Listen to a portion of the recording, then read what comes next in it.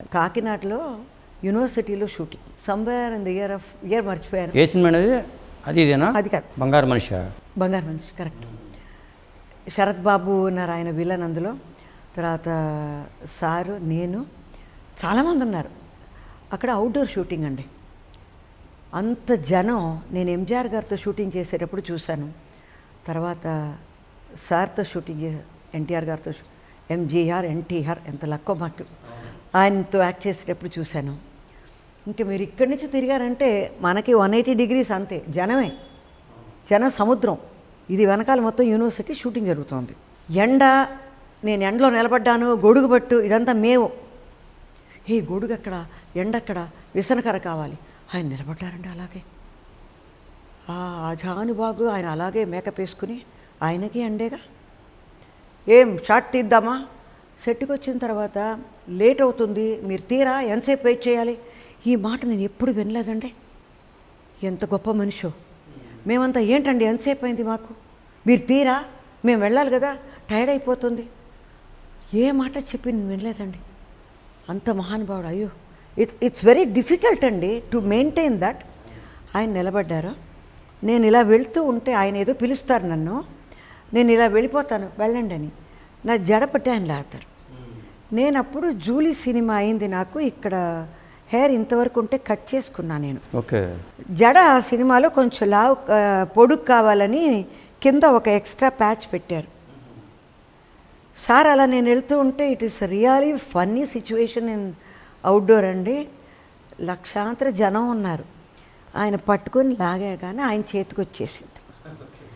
ఆయన ఏమండి, it is such a shocking situation.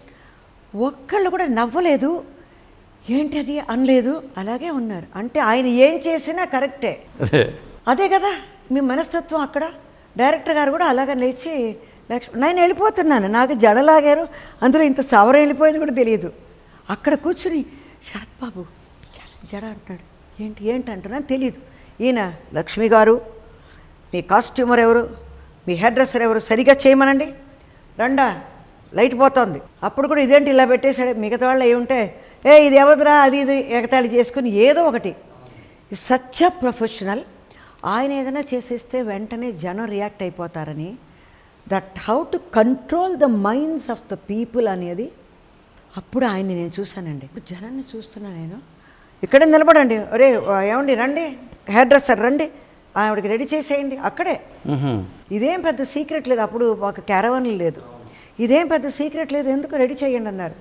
ఎండ ఆయన నిలబడుతున్నారు, గొడుగు లేదు, పాడలేదు, నాకు గొడుగు పడుతున్నారు, జడేస్తున్నారు. రెడీ, సింహాల్లాగా గర్జించినట్టే రెడీ, అంతే. షార్ట్ అయిపోయింది.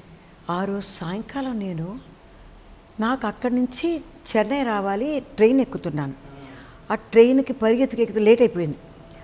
ట్రైన్ పరిగెత్తుకు ఎక్కి లోపల కూర్చుంటే అక్కడ ఒక పోలీస్ ఆఫీసర్, వాళ్ళ ఫ్యామిలీ. అప్పుడు ఫస్ట్ క్లాస్లో మీకు కొంచెం పెద్ద సీట్లు ఉంటాయి, 6 కూర్చున్నట్టు. అలా ఆలోచిస్తూ ఉంటే, ఏమండి జూలీ గారు క్రిస్మస్కి ఇంటికి వెళ్తున్నారని. క్రిస్మస్కి ఇంటికి వెళ్ళాలి నేను ఎందుకంటే క్రిస్మస్కి వెళ్ళాలి, మీరు జూలీ కదా, సినిమాలు జూలీ అండి, నేను క్రిస్మస్లో మా ఇంట్లో ఏం లేదు, సంక్రాంతికి వెళ్తున్నానని పెట్టుకోండి అని మాట్లాడితే, ఎవరిదండి షూటింగ్ అంటే, without exaggeration I'm telling you, ఆయన పోలీస్ ఆఫీసర్కి ఒక 50 years ఉంటుంది, ఆయన కొడుకు ఒక 20 years అయినా ఉంటుంది, 20-25. ఎన్టీఆర్ గారితో షూటింగ్ అండి. సాంగ్, అవునా, ఇద్దరు లేచి నిలబడ్డారండి. ట్రైన్లో లేచి నిలబడతారేంటి అనుకుని ఇలా చూస్తే ఆవిడ పెళ్ళం గారు ఎన్టీఆర్ గారితో సాంగ్ పాడారా, ఈ చేయి పట్టుకుందండి ఆవిడ, ఆయన్ని ముట్టుకున్నారా, ఆయన చేతిలో చేయి పెట్టారు. నేను ఇలా చూస్తున్నాను, మై గాడ్, ఇంత ఒక మనకి తెలుసు ఆయన గొప్ప అని తెలుసు, అన్నీ తెలుసు. వీళ్ళిద్దరు కూర్చోలేదండి. ఏంటండి అంటే, మీరు ఎన్టీఆర్ గారు హీరోయిన్ అండి, అన్ని సినిమాలు చేశారు, ఇప్పుడు వేడివేడిగా ఆయనతో డ్యూయట్ పాడేసి వచ్చారు అంటే, ఐ నెవర్ థాట్ పీపుల్కి ఇంత ఒక క్రేజ్. అప్పుడు ఆయనతో మాట్లాడుతున్నాను, ఆ ఆఫీసర్తో, ఈ క్రేజ్కి కారణం ఏంటండి? ఆయన చెప్పిన మాట ఒకటి నాకు అదే అనిపించింది. ఎన్టీఆర్ గారి దగ్గర, ఆ పెద్ద మనిషి దగ్గర ఒక గంభీరంతో పాటు ఒక కమాండ్ ఉందండి.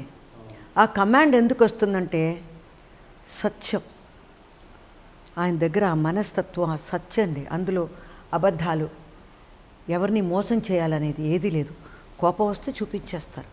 ఏదైనా మంచిదే చెయ్యాలి, ఇలాగే ఉండాలి, మనం కష్టపడాలి అంటే అంత కష్టపడి మన ఈ వృద్ధిలో రావాలి.